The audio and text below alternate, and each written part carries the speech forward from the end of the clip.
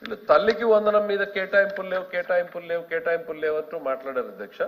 6484.75 కోట్ల రూపాయలని బడ్జెట్ లో కేటాయించాం అధ్యక్ష. ఏ హెడ్స్ కింద కేటాయించామో కూడా చెప్తాను అధ్యక్ష. బ్యాక్వర్డ్ క్లాసెస్ వెల్ఫేర్ కింద, ఎకనామికల్లీ వీకర్ సెక్షన్ వెల్ఫేర్ కింద, సోషల్ వెల్ఫేర్ కింద, ట్రైబల్ వెల్ఫేర్ కింద, మైనారిటీస్ వెల్ఫేర్ కింద, క్రిస్టియన్ వెల్ఫేర్ కింద, ఈ పద్దుల కింద ఈ తల్లికి వందనం పథకానికి కేటాయింపులు చేశాం అధ్యక్ష. పోనీ ఇదేమన్నా కొత్త విధానం అధ్యక్ష? గత ప్రభుత్వం ఏం చేసింది అధ్యక్ష? ఇవే పద్దుల కింద ఆ రోజు వాళ్ళు 5,900 కోట్లు కేటాయించారు అధ్యక్ష.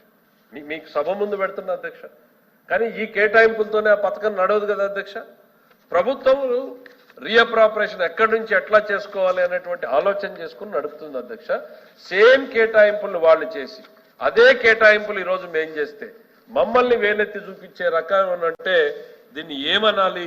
ప్రజల్ని ఎంత తప్పుదోవ పట్టించేటువంటి ప్రయత్నం చేస్తున్నారనేది మీ ద్వారా ప్రజల దృష్టికి తీసుకొస్తున్నాను అధ్యక్ష.